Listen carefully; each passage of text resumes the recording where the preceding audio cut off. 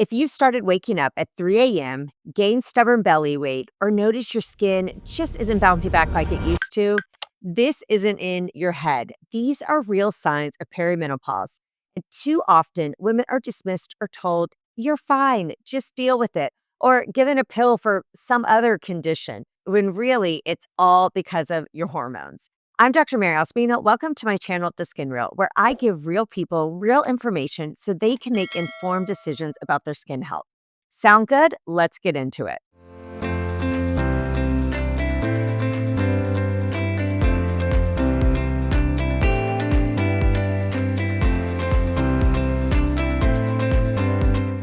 This is my weekly recap episode where I break down my key takeaways from my guest podcast interview.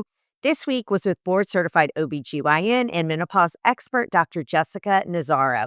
Now, Dr. Nazaro and I were talking about everything perimenopause because it's actually quite different from menopause and postmenopause. And it's this kind of gray area. And I think a lot of women we're in it or we don't know we're in it and we might be and we're just feeling like we're kind of going crazy. And it's important that we recognize this while it's not necessarily a diagnosis, but it is a transition and a stage of life. And believe it or not, it starts a lot earlier than you realize.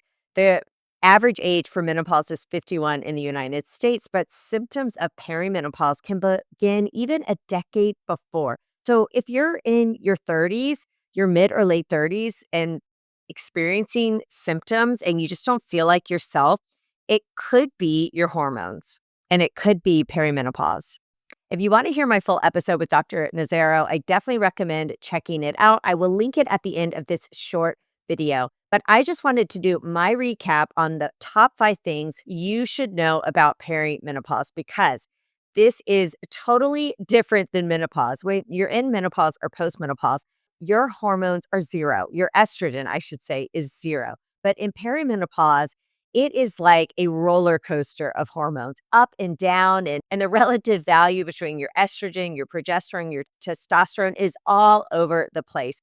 And it's important that we realize there's different things happening and how we can manage it. So let's get to the real reason why you may be waking up at 3 a.m. while your genes just don't fit the same as they used to, and why you might have more stress and anxiety than ever before. Because this is not just aging, this is about your hormones. And this is a conversation too many women are missing. So, here are my top 5 things that you probably don't know about perimenopause, but you absolutely need to. Number one, perimenopause doesn't start with hot flashes. Now, if you're anything like me, and I'm a doctor, I really just associated symptoms of menopause with hot flashes, which are vasomotor symptoms. And while these are very, very real symptoms, a lot of times these are later symptoms that happen right before menopause. And it doesn't account for the many symptoms that happen well before that. Perimenopause usually doesn't begin with these hot flash symptoms or night sweats. Oftentimes, the earliest sign is noticing your skin may be a little drier than usual. Maybe you've got a little more crepiness to your skin, right? Like you can squeeze your skin and it's wrinkly and you never had that before. It doesn't seem to bounce back. Maybe you feel like you're getting more lines and wrinkles. I find that this is usually what my late 30s, mid to early 40s patients are coming in, noticing, and complaining about. But you also may find that you're not getting good sleep. You're sleeping poorly. You're waking up in the middle of the night. And that's causing you to feel terrible in the morning and you're stressed about that, right? Maybe you are getting panic attacks and you never had those before, or you just don't feel like yourself. This is what I hear a lot of my contemporaries saying. They just don't feel like themselves. This is often a sign that perimenopause is in effect. And yes, it can start as early as your mid to late 30s. So it's important we recognize this as perimenopause and not just dismiss it or write it off as something else or try to write prescriptions or medications for other things when really we could address the perimenopause symptoms and causes. Number two, your hormones are fluctuating. They're not just declining. I think a lot of people realize that menopause is when a woman no longer has her periods and her estrogen essentially becomes zero and non-existent. And I always laugh when people talk about hormone balancing because really the only time a woman has balanced hormones after puberty is when she's in menopause, right? Or in postmenopause, where estrogen is simply zero. But here's the thing, during perimenopause, your hormones are all over the place, right? We think teenagers have hormones all over the place, but this is also happening in perimenopause. Some months your estrogen may be sky high, other months it may be low. And your progesterone and testosterone, well, they may not fluctuate as wildly. Sometimes it's the relative difference between that and your estrogen that can make it seem or give symptoms of being low, if that makes any sense, low or high, really. So it's that sort of relative difference between your estrogen, progesterone, and testosterone that can make a difference. And each month it is up and down, fluctuating all over the place. And this is why it is hard to do a blood test, or really impossible, right? To do a blood test to see if you're in perimenopause. It's not like there's some lab values that we can jot down unless your estrogen is zero and then you're in postmenopause or menopause.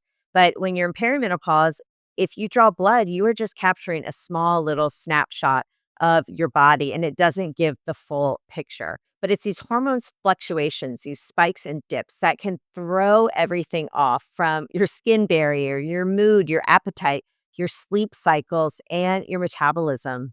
So don't think about perimenopause as just being low estrogen. It's actually the imbalance, the fluctuations, and the inconsistency that can make this time feel very chaotic for a woman, and why a single lab test can't give you the full picture. Number 3, this one is really crazy. I cannot believe it, even though I know it's true.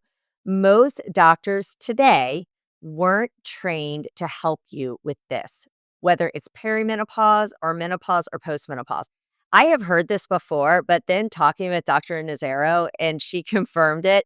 She is a fully trained, board certified OBGYN. And in her training, there was such a focus on obstetrics and fertility and reproduction and surgery. And she said that she got 1 hour of training on menopause. These are the doctors who are supposed to be women's doctors, women's essentially like primary care physicians, and they are getting 0 to 1 hour of training on this. It is crazy. And I really hope, and I do think this will be changing, but this has been a huge disservice for women who have experienced perimenopause and beyond at this point, that even the physicians who are here to help are not trained in it. And I think there are a lot of reasons for this, too much to go into in a short little recap episode. But this is why it's so important to see someone who has menopause training. And for most doctors, they need to seek this out and get extra above and beyond training and certification in menopause health, because this is not something we receive in medical school, in residency, even if you're an OBGYN, which is crazy. So if you're a woman and you've been to your doctor and you felt dismissed, you felt like they said, oh, you're just fine, or no, you can't take hormone therapy, or no, that's not safe, or they just didn't seem up to date, it's probably because they aren't and they haven't received a lot of training. So don't just take that as a sign that it's not possible. Seek out someone who does have the right training, who can give you the best care. One of the best ways to find someone who is an expert in menopause is to go to the Menopause Society and look through their directory and find someone who is Menopause Society certified in your area. That way, you know that they have had excellent training on menopause, and hopefully they can help you during this stage of life. I also will just caveat that, just like with skincare, this is an area that's trendy. It's getting a lot of talk, getting a lot of buzz. And there are a lot of people getting into hormone therapy and hormone replacement and things who really don't have the training and expertise.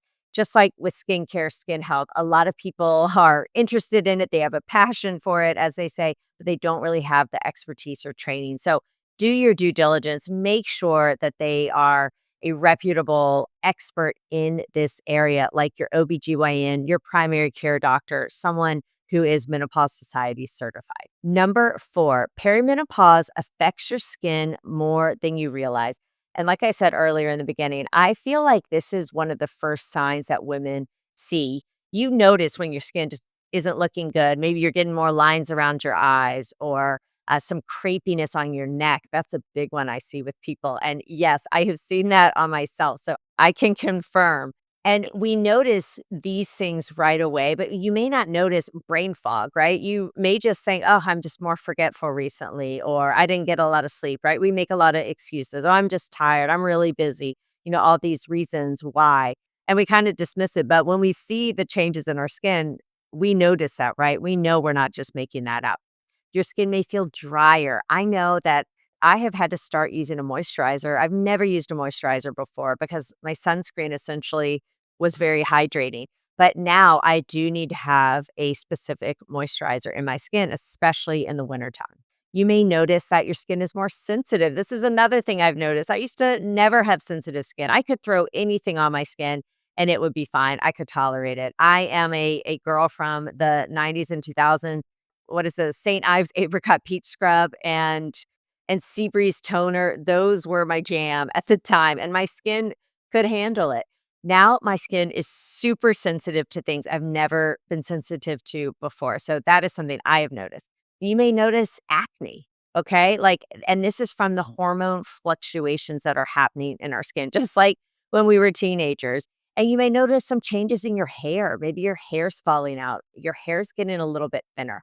I felt like my forehead was receding a little bit, and I have very thick hair. So these small, little, subtle changes, this is perimenopause, ladies. It's not just aging, it's actually your hormones and fluctuation and going on a roller coaster ride. Here's the thing, estrogen helps maintain our skin thickness, hydration, it helps us hold in moisture and maintains a healthy skin barrier. It helps with collagen production.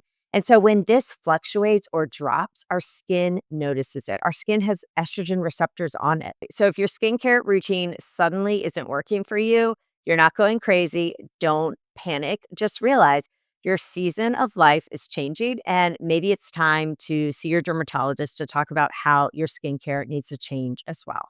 Number 5 is lifestyle habits matter more than ever, and so do boundaries. I thought this was really interesting that Dr. Nazaro was saying that in menopause and postmenopause, estrogen hormone replacement therapy can be incredibly powerful and helpful.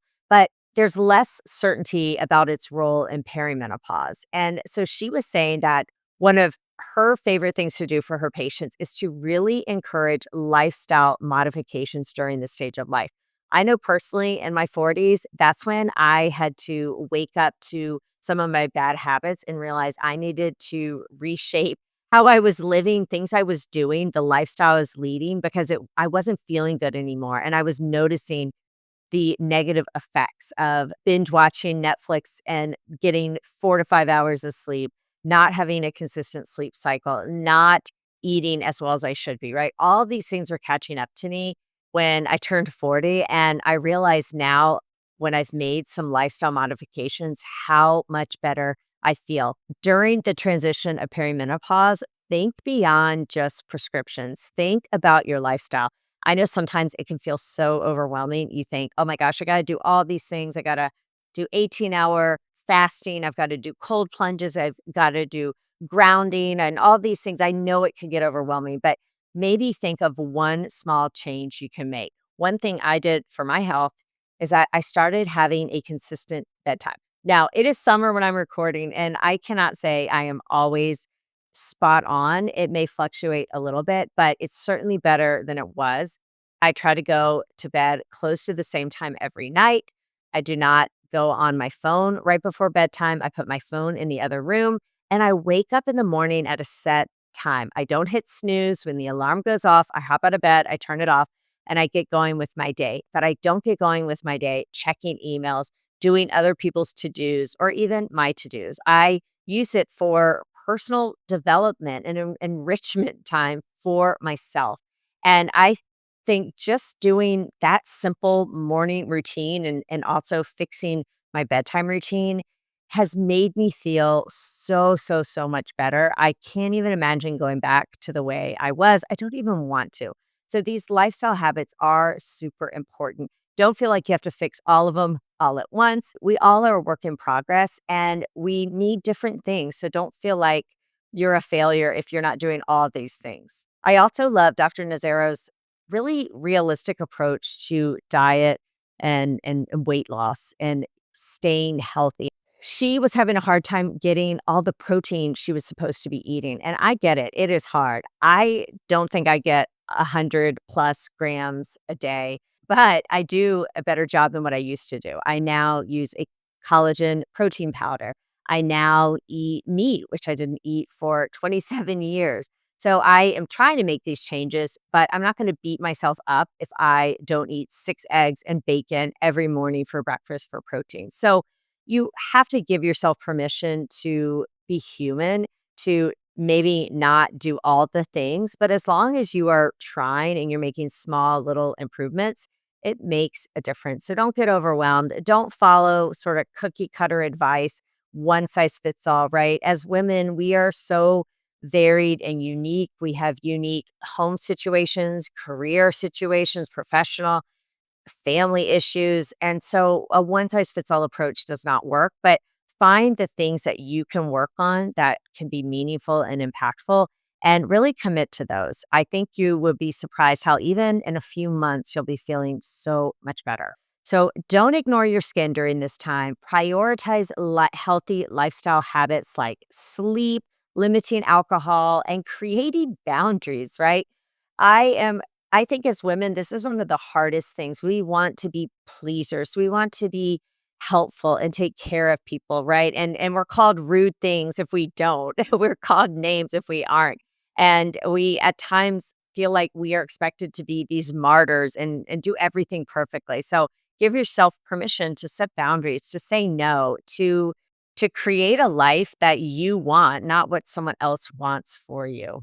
Talk to your doctor about your symptoms and what can be done. Find a doctor who is Menopause Society certified. You can ask about progesterone, which can really help with sleep and anxiety if you're not ready for hormone replacement therapy.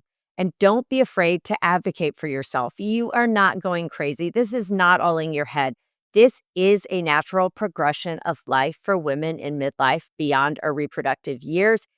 And it's going to happen to all of us if we are lucky to live long enough. If you have a girlfriend in perimenopause, be sure to send her this podcast episode and give me a review if you would be so kind. And I will see you next week.